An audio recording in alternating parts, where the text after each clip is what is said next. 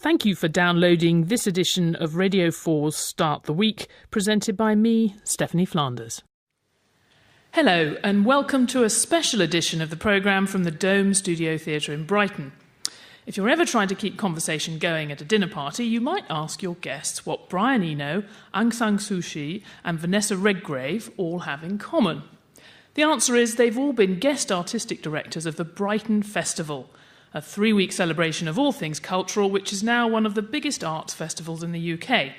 Michael Rosen is in the director's chair for this year's festival. He's the writer and former children's laureate known to every parent in the land as the author of We're Going on a Bear Hunt. Jay Griffiths thinks our children are increasingly estranged from nature and it's making them miserable. Her new book is called Kith. I'll be asking her for the true meaning of that word and why we should worry that our children aren't getting enough of it.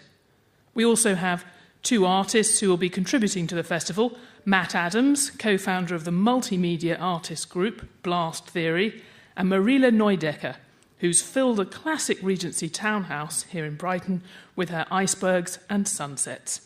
We're going to start with you, Michael Rosen. Now, you're taking as a jumping-off point for your contribution to the festival the classic German children's novel Emil and the Detectives, which was written in 1929, just before Hitler came to power. Why is that such a key book for you? Well, it was read to us at school, and I remember being absolutely captivated by it. I mean, I had the advantage of being a boy, and also a boy who lived outside of London. I lived in the suburbs, so I could totally identify with the character. So we've got a little boy who's sent to the big city, to Berlin, to go and see his grandmother and his aunt and his cousin, and he's got to take some money. And this is a journey of trepidation because he's worrying about the money. The family are short of money. He's lost his dad. He's living just with his mum. And he's panicking about it. And I could just so identify with that. He gets on the train and the money gets nicked. And he knows, pretty sure, that it was the person he was sharing the compartment with. He's also done a bad thing, so we get a bit of hubris there as well. So this journey, sort of strains of Odysseus here, a little bit of hubris, is that he graffitied the Grand Archduke's face, the statue, not the man himself, the statue. And so I think one of the experiences of being a child is that you always think you've done something wrong. So he has a sort of nightmare chasing him. And then when he gets to Berlin, the city opens up as this wonderful, exciting, amazing place where the boys, they are by and large boys, apart from his cousin Pony Hütchen, and they cooperate in order to corner the villain. I mean, but one of the things that is different about it is this use of the city landscape. I mean, Berlin, the city, is really a character in the book. That's what's very striking about it. Indeed. You know, we forget, because a lot of children's literature focuses on the country, the idea that a child and the countryside, and I guess we're going to come to this in a minute, are sort of synonymous. That's because the tradition in children's literature, it's called prelapsarian, that's to say you identify the child with Eden. So if you take a book like Secret Garden, the curative aspect in Secret Garden is the countryside. Well, in a way, what Erich Kästner has done here is reversed it. The curative aspect for Emil is the city, because that's where you can meet people with very many different lives. It's the diversity that is there.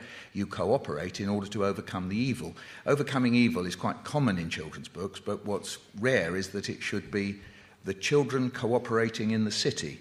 And, you know, to think that this was being written in the late 1920s, and it makes Berlin this exciting place. I mean, I have a favourite passage. Please let me read it to you. All right, then. All right. It was getting dark, and the illuminated signs began to flash on and off. Trains thundered by on the overhead railway. Other trains rumbled beneath them on the underground. The noise in the street of all the passing trams, buses, cars and motorbikes sounded to Emil like some crazy orchestra playing wildly. From a nearby cafe came the strains of dance music, and people were crowding into the cinemas round the square for the last performances. So you've got the idea that there's a street music and there is real music, and the two combine to create this wonderful, diverse and exciting place. And it was particularly diverse and exciting at this time in the late 1920s, early 1930s. I mean, you've used that, you're drawing connections with that for the festival, because it's this great time of sort of cultural flourishing in Berlin, and there were lots of British writers who were there, Christopher Ishwood, Graham Greene. People were drawn to it. We've tended to kind of forget about it because it's been overshadowed so much by what came afterwards. Indeed. Well, there is a sense, a problem about the way this country positions itself in relation to Germany. It sort of gets sucked into this terrible whirlpool of the Third Reich, and far be it from me to say, let's forget it. It's not a matter of forgetting, but it's about a matter of getting Germany in proportion with these hundreds, thousands of years of German history, with these incredible cultural and political contributions, and we tend to overlook it. And so if you focus at this moment before the Third Reich happened, and you look at Berlin and see the possibilities, I mean, that's all you can say. I mean, in some respects, it might even increase the sadness about what happened with the Third Reich, but there is a sense of this excitement that went on there. In fact, if you go to Berlin now, I didn't realise this because I only went 2 or 3 weeks ago. You just went recently, yeah. Yes, that's right. And there are these wonderful panels. You come out of one of the stations, and there are these big panels up, and what it draws your attention to is what the Third Reich did to Berlin's diversity. They're in German and English, and so you can see it, and it's got pictures of the nightclubs and pictures of different kinds of cultures and people who were mingling and mixing there. And I just thought that was a wonderful testimony to modern Germany, that they could focus on the fact that that's what got destroyed, was something very special, musically, culturally. You know, you think of Bauhaus, you know, the very chairs we're all sitting on. We wouldn't be sitting on these chairs if it wasn't for Bauhaus. You know, many of the buildings that we see, you know, that came about because of the exciting cultural and political adventures that were going on in the 20s and 30s. That's part of what got broken and smashed. I mean, and I guess we get the one picture we see of that is Cabaret, the film, which is a sort of particular, a kind of distorted view of that. But I sort of feel like I grew up thinking it was a very decadent time and not necessarily seeing all these other strands.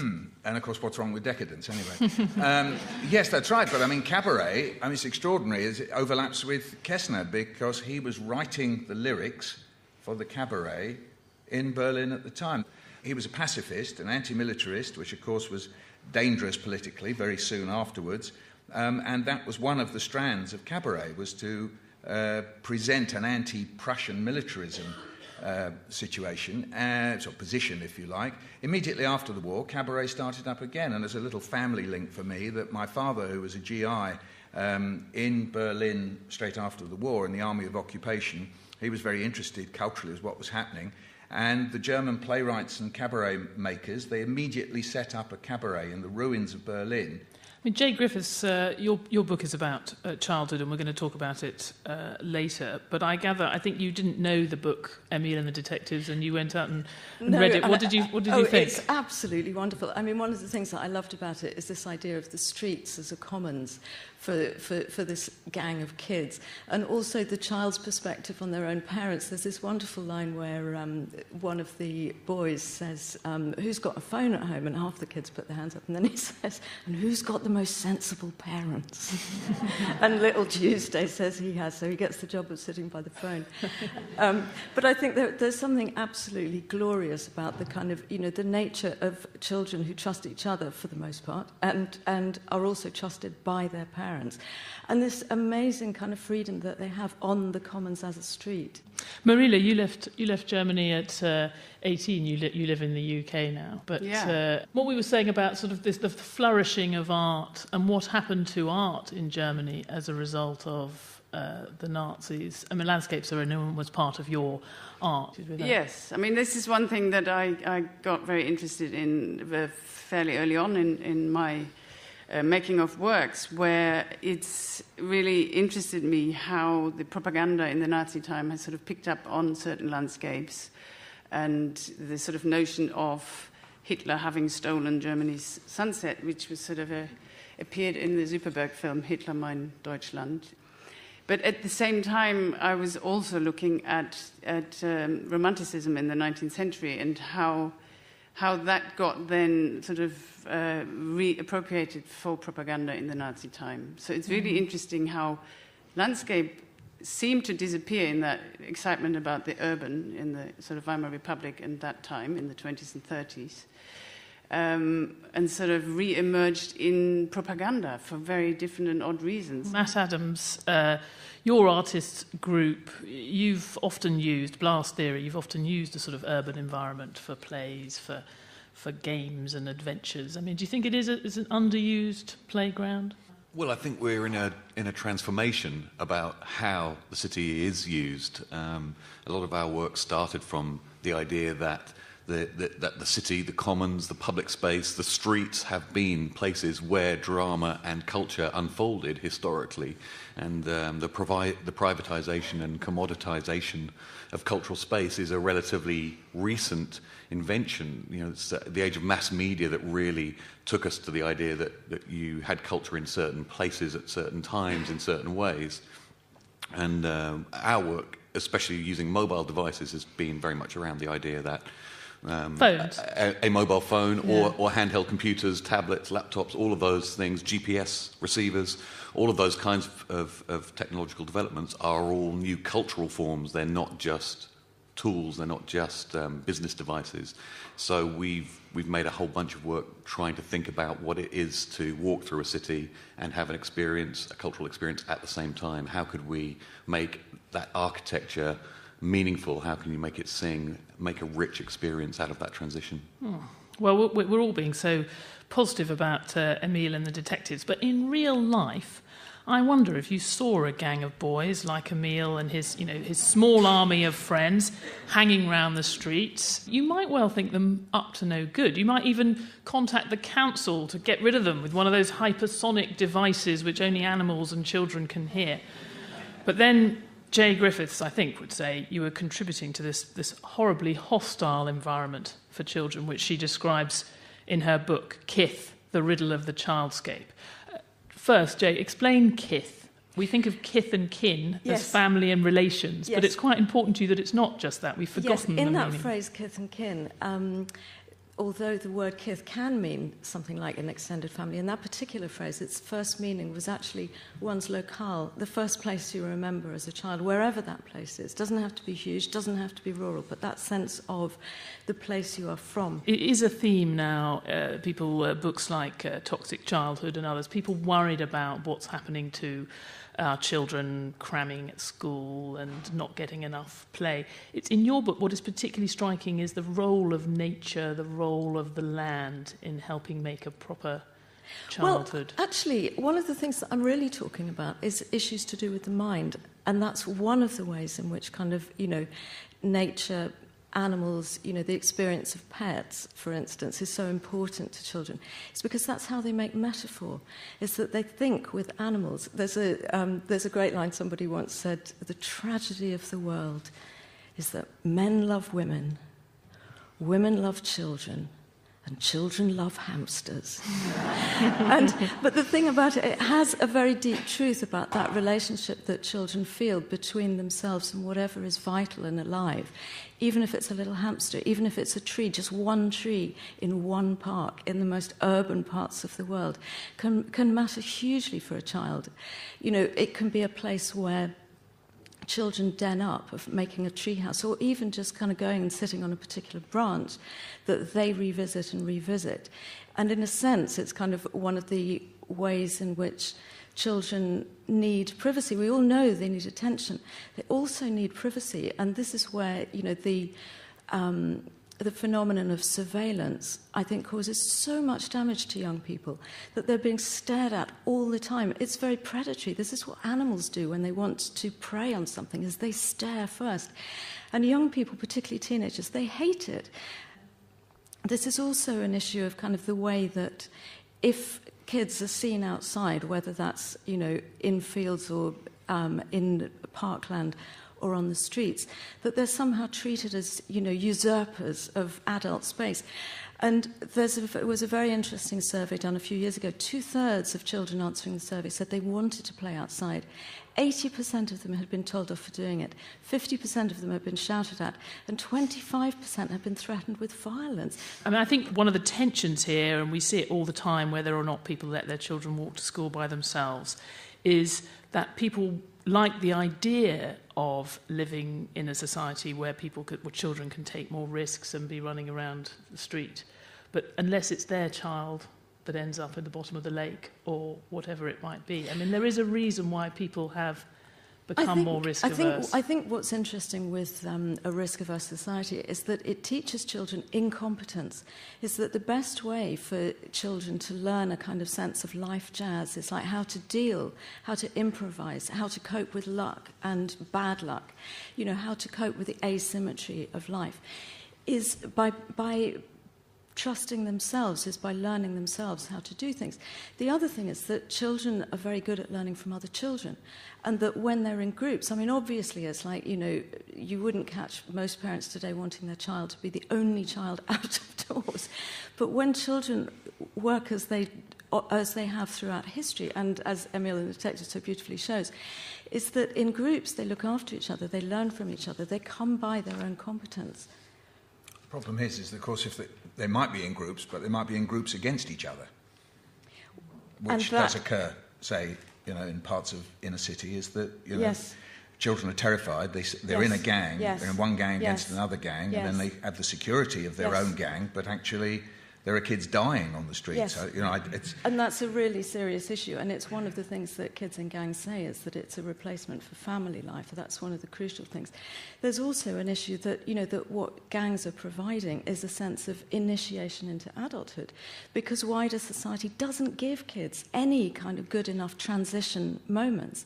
It doesn't, you know, like driving tests and, you know, GCSEs and A-levels just don't fit the bill for what kids need, in that sense of, you know, the child's growing up is a kind of hero's journey, as Joseph Campbell says. Michael, I think he sort of indicates something I think a lot of people, and maybe parents particularly, might feel reading your book, which is that you are a little bit, I mean, you embrace the term romantic, but maybe that you have a rose-tinted view of the brutality of a lot of children, and also of you know, of a lot of the primitive societies. You write about the much sort of more freer childhood in more primitive societies or in the past. Okay. Now, for one thing, I mean, I would never use the word primitive for indigenous cultures because it is considered. But you were also talking about pre-industrial societies. That's what I was referring to. I talk about indigenous cultures, and one of the things when I've talked about that is I've included many of the aspects of indigenous culture that I and most people would find extremely difficult, including, you know, the habit in West Papua where very small girls have their fingers cut off traditionally in mourning when a relative dies. You know, I've discussed all sorts of things like that, and genital mutilation, etc. You know, I think one of the difficulties broadly in society is that if people say that there's anything to be learnt from indigenous culture, it kind of can come up against this widespread and unacknowledged racism against indigenous culture to say, you know, we have nothing to learn from them. What I'm saying is we have something to learn from every culture. Going back to the question of romanticism, I absolutely do embrace it, because what I'm not interested in is romanticism as some kind of lazy insult and a synonym for sentimentality. I'm really not interested at all. The problem with the Romantics is that they idealised nature to a point at which it isn't actually true. The point is, the nature that we look at isn't nature, is it? It is utterly humanly controlled, humanly created. And to situate the idea of some kind of redemption in nature, surely, I mean, that's in some respects the worst side of romanticism, because there is no redemption in nature. There is no redemption out there. It can only be in the way we organise ourselves. Well, I would think that there's a kind of porous sense of transcendence, is that there's a kind of sense in which they, you know, that the Romantics looked at nature in order to discover more about human nature. There's a very good argument in it's not there, though. That's your opinion. Just not there. Well, I'm interested. I mean, I was still trying to answer that question about romanticism. That if you're looking at romanticism as actually a kind of a part of the way the human mind works, there's a very interesting argument in Ian McGilchrist's book, The Master and His Emissary, where he's saying romanticism works as perhaps a universal of the human mind. It's a way of looking at life that children in particular have, which is why the Romantics had such a sensitivity to childhood. They had a sense of authenticity, a sense of the individual, a sense of affinity with nature, a sense of vitality, a sense of passion, and a sense of justice, which is to me a deeply political part of Romanticism as a part of history. And it's also a part of the sense of politics, which most children have. It's like one of the things you never need to teach a child is the meaning of it's not fair.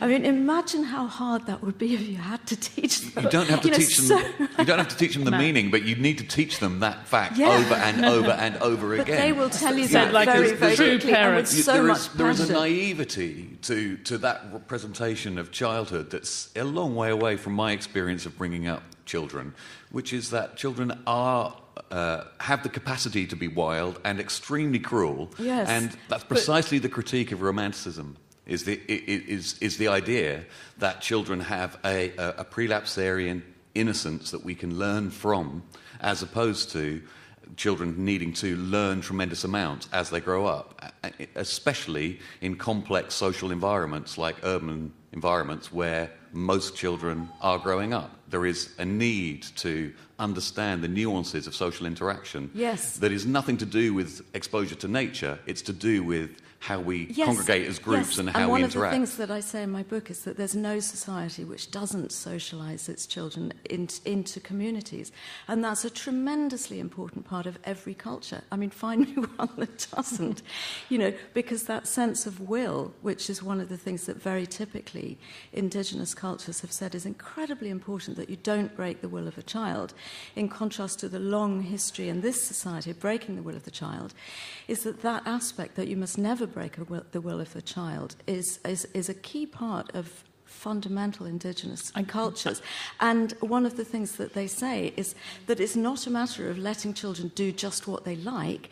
That is only the first half of the trick. The second half, which is absolutely crucial, is that by learning that their will are respected, that they learn to respect the will of others. I mean, Marila, we're going to move on in a minute, but you're very focused on the natural world, and you spent time recently in Greenland. Does this sort of strike a chord, this idea of the natural environment being a natural place, being the place for children, or do you share some of the scepticism of the others? I certainly share quite a lot of this scepticism, I think. And I think with my work I'm really not so much looking at nature in itself. It's much more to do about the human relationship to a landscape and a cultured nature, if that's what you can call it. But the works I make, they always take on the perception, how we relate to what we're looking at and how we perceive it. And technology plays a very large part in that. And certainly, for example, in the townhouse where I'm exhibiting here, there is a lot of nature, in inverted commas, filmed deep-sea footage from places that you could not possibly see without technology anyway. And sort of comes out of a quest to find out if there is such a thing as nature anyway, since we are so surrounded by landscape and a cultured kind of nature. And there are very, very few places on the planet that you could call untouched nature. We've been talking about technology and the outdoors, and the group Blast Theory have an element of that desire for adventure outdoors in their work, but they're also, as Matt's already mentioned, glued to their mobile phones and computers as they do it. I mean, their performances involve the audiences directly, whether it's cycling through the streets with a handheld computer, searching for hiding places, or populating a vast model town, real and digital. Matt Adams, your latest work, Fixing Point, is set in Stanmer Woods. What's actually going to happen to the audience? You take a smartphone on a walk out into the woods, and you have a pair of headphones, and you explore the woods to find markers that are both on your screen and metal fixing points in the ground. And when you find one, you hear a small bit of speech from a woman you gradually learn, Anne Morgan, whose brother was killed by the Irish National Liberation Army in 1985. And she's one of the small group of people whose relatives were killed in the Northern Ireland troubles whose body has never been found. So they, to this day, don't know what happened to Seamus Ruddy. And the work is essentially finding fragments of Anne's interview set to a score by an electronic musician called Chris Clark. And as you search through these woods, gradually accumulating knowledge about Seamus and his life, it becomes clear that his body is missing in a woodland. And one thing that they suspect is that his body is in a woodland in Paris. So you have this sort of dawning realization that as you sort of search through the undergrowth, you're in some way you're having an uncanny mirroring of the experience of his family over the last 30-odd years. And it is something very serious. I mean, I suspect people might come into it. It has the trappings of a sort of adventure that you're wandering into this wood. Do you feel like there is a big political message here, or is consciousness-raising session? It's in not a true sense, I guess. No, it's not a directly political message, but I'm a great fan of art that imbalances you in one way or another, and that pulls you into a place that you perhaps weren't expecting to end up. I think it's one of the greatest things that we can do, is to create experiences that seduce you, draw you in, and then take you somewhere that you weren't necessarily expecting to go. And when I lay it out in the way that I just have, it sounds incredibly somber, but it's a highly meditative and reflective experience as well. That Anne's testimony is strong and clear. It's not mournful and self-pitying, and so it's in terms of the politics of the work, I think there is a whole set of stories about Northern Ireland that within mainland UK we talk about rarely, and that we little acknowledge what went on over those 30, 40 years. And I think it's time to start to bring some of those things to the surface. And I mean, as art, it is not passive. I mean, we have everyone sitting in this studio theatre here in Brighton. You can't do that at one of your exhibitions. You always have to be, or it seems like you always have to be part of it. Didn't you? Have you actually abducted two members of the public for kidnap one of your for 48 hours, not just for a few minutes? We did. It was our response to lottery culture, was to run a lottery in which the first two prizes was to be kidnapped by us. But the broader kind of question is about what culture is doing in an age of technology and the internet, and I think we are in the midst of a very profound change towards a much more interactive and participatory culture. The very nature of being a professional artist is very much more blurred now. There are dozens of ways in which you can be a writer, a photographer, an artist, and have an audience and reach a public today, and that has fundamental challenges for what it is that we do. So in our work, we really like to say that the audience is the protagonist, that each member of the public sits centrally in that work. Can I ask about the woods? Because that's going to be crucial to it, isn't it? Because people go into woods and forests, whether they're country people or city people, with a whole mythological baggage about forests and what terrible things go on in them. I think of the Brothers Grimm and so on. Yeah. So they're going to go into those woods, and it's at night. No, it's during the day. Oh, it is during the day. I was just spooking it up a bit there. I want it to be at night, clearly. There should be a night showing. Yes, that's right. For you, Michael, we'll do a night version. Thank you.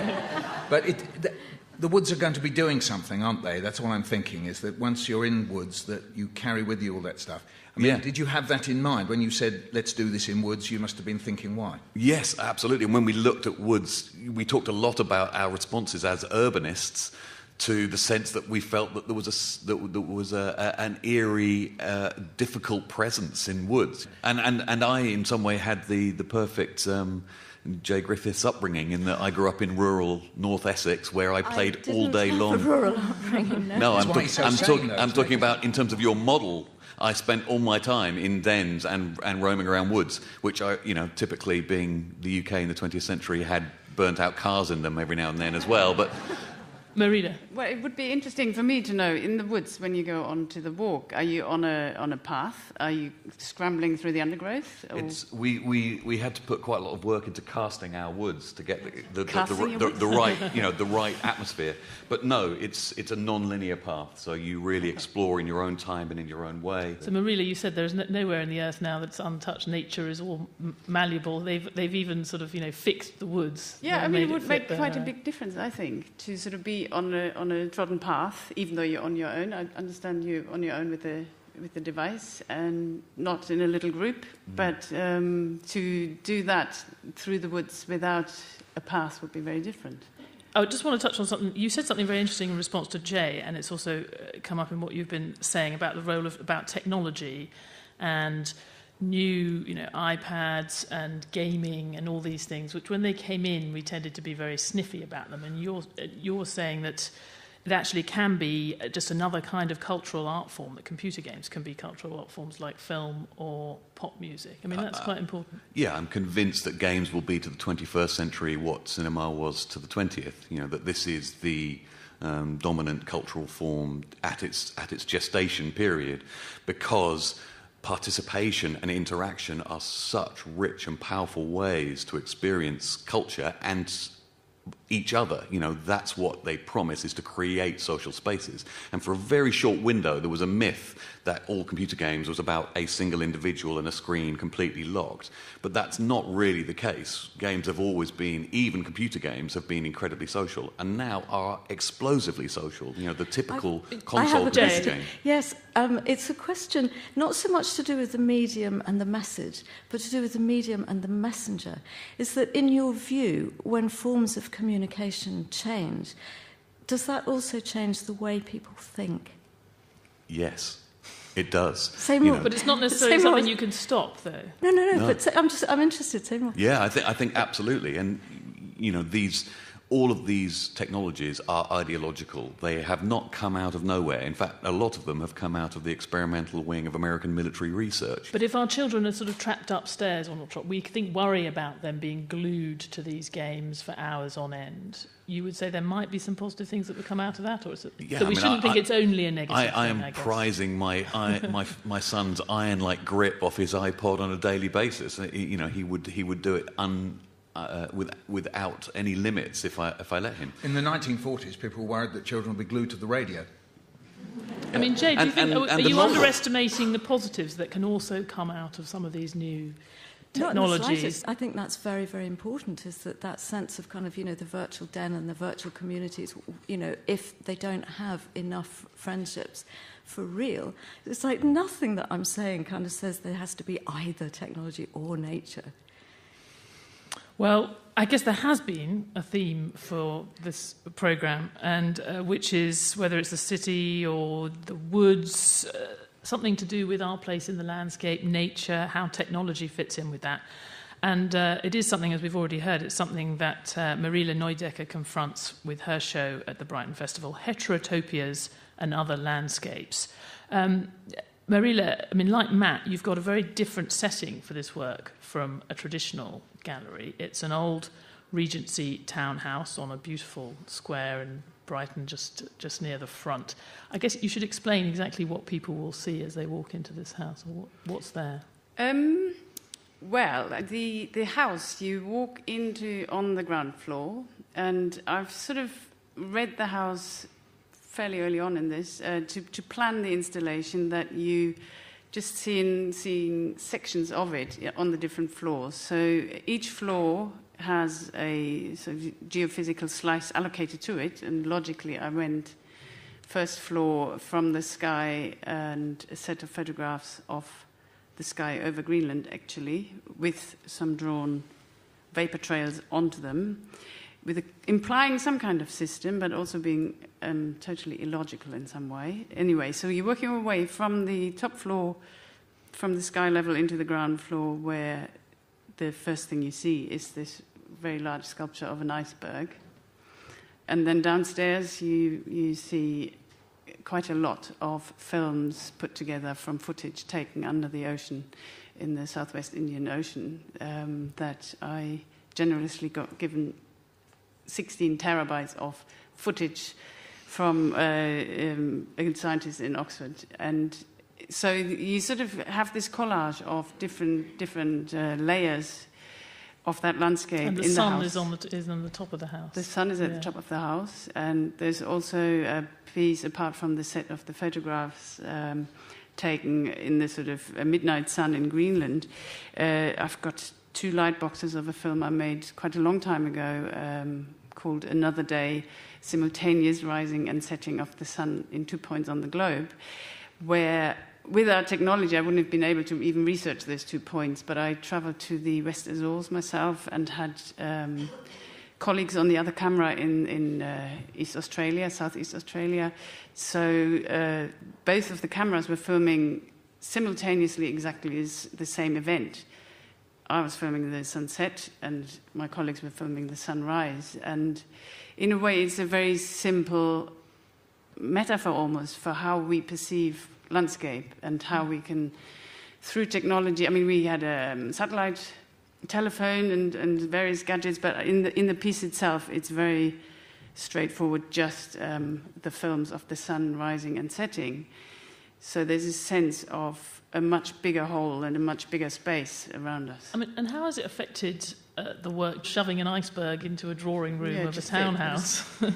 Probably 1 millimetre spare space.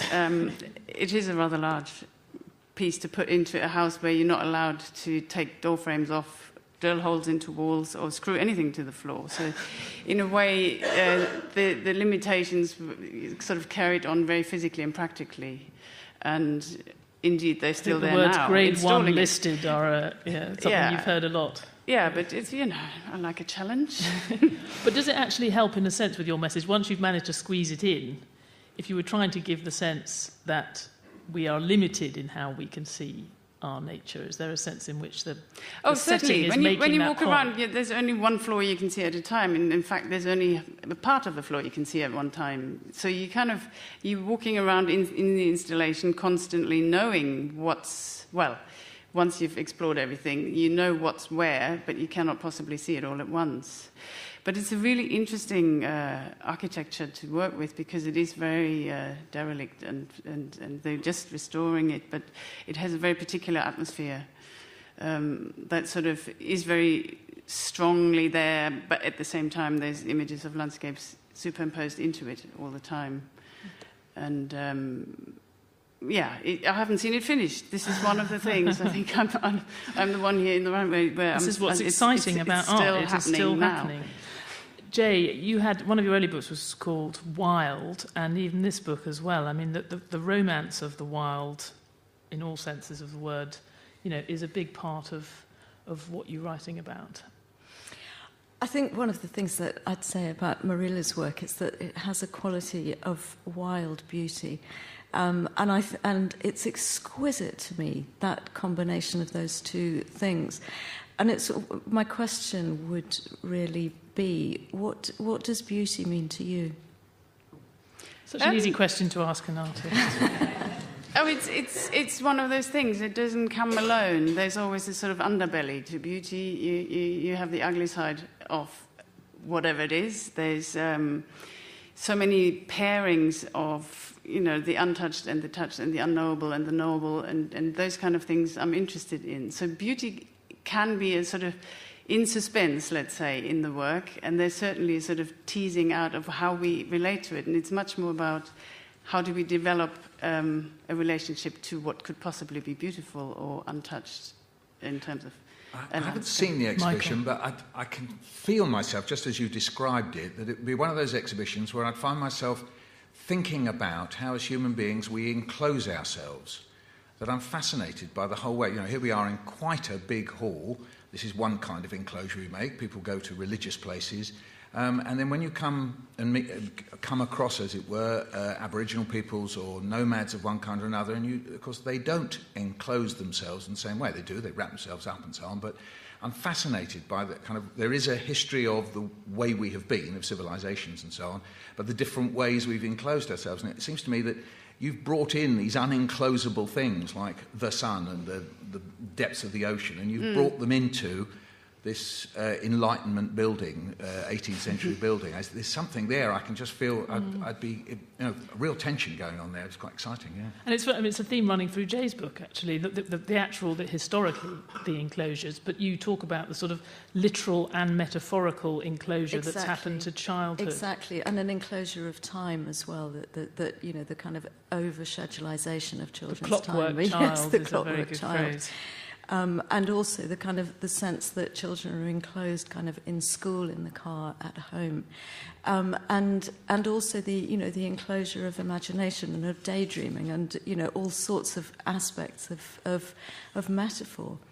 I had a fascinating experience in a residency in Australia working with a group of Aboriginals about culture where they were describing that as the vogue for commemorating Aboriginal culture has risen in Australia. There's been a tremendous hunt on for all the objects that can go into museums to represent these new wings of Aboriginal culture.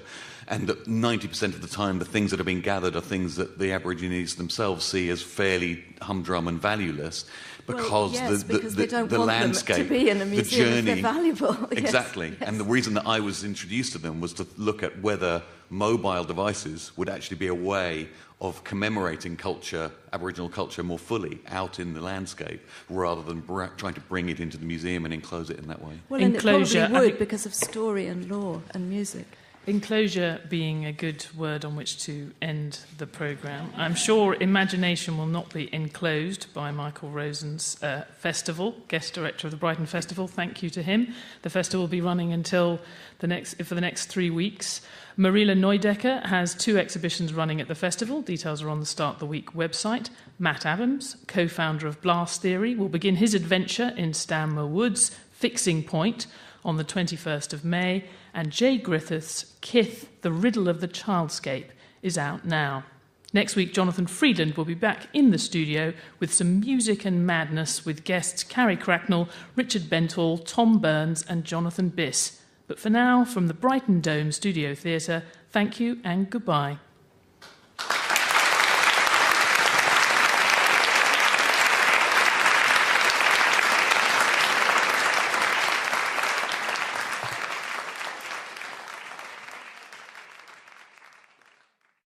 There's more information about Start the Week on the programme's website. Go to bbc.co.uk, where you'll also find many more Radio 4 programmes you can download for free. Thank you for downloading this edition of Radio 4's Start the Week, presented by me, Stephanie Flanders. Hello, and welcome to a special edition of the programme from the Dome Studio Theatre in Brighton. If you're ever trying to keep conversation going at a dinner party, you might ask your guests what Brian Eno, Aung San Suu Kyi and Vanessa Redgrave all have in common.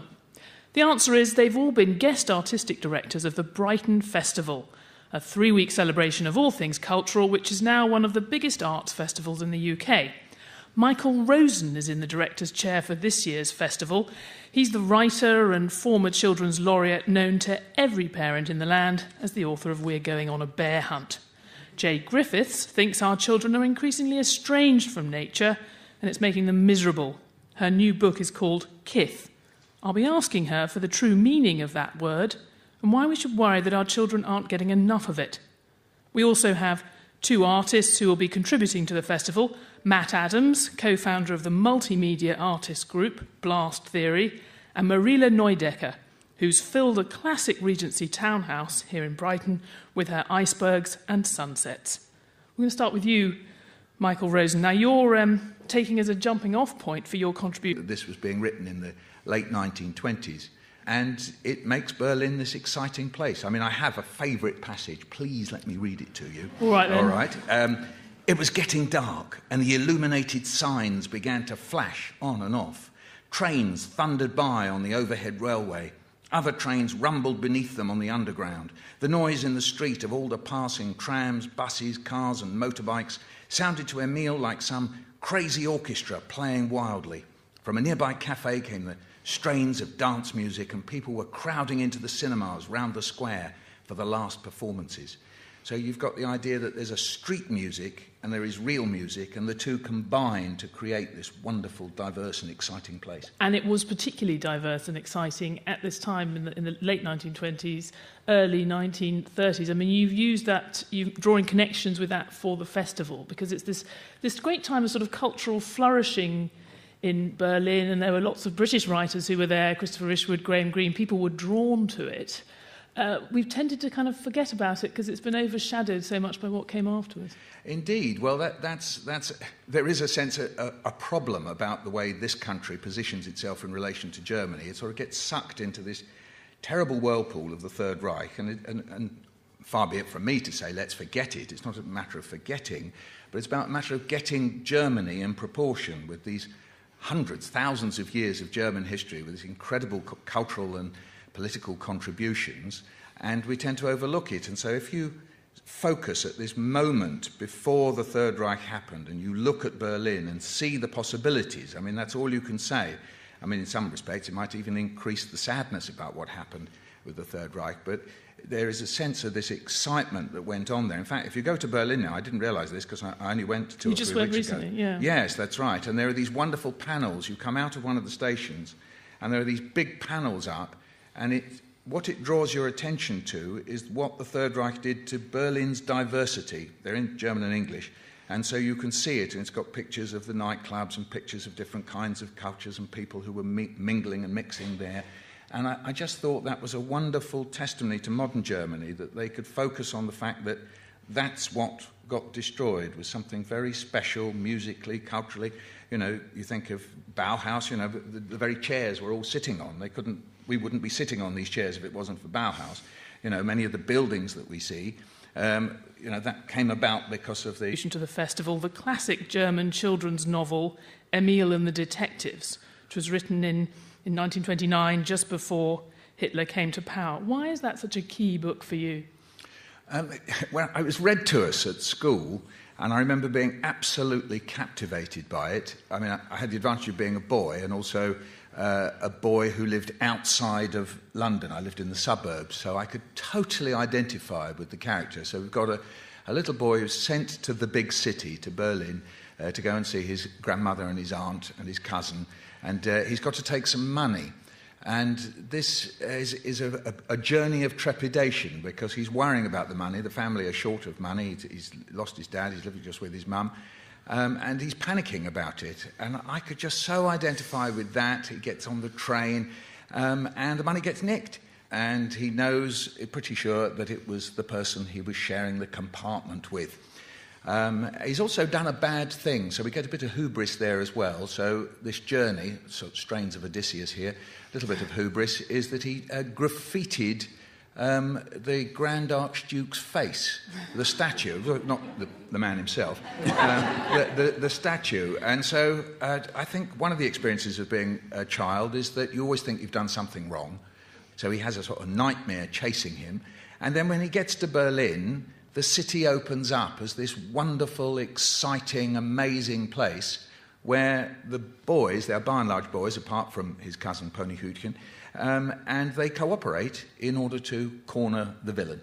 I mean, but one of the things that is different about it is this use of the city landscape. I mean, Berlin, the city, is really a character in the book. That's what's very striking about it. Indeed. You know, we forget, because a lot of children's literature focuses on the country, the idea that a child and the countryside, and I guess we're going to come to this in a minute, are sort of synonymous. That's because the tradition in children's literature, it's called prelapsarian, that's to say you identify the child with Eden. So if you take a book like Secret Garden, the curative aspect in Secret Garden is the countryside. Well, in a way, what Erich Kästner has done here is reversed it. The curative aspect for Emil is the city, because that's where you can meet people with very many different lives. It's the diversity that is there. You cooperate in order to overcome the evil. Overcoming evil is quite common in children's books, but what's rare is that it should be the children cooperating in the city. And, you know, to think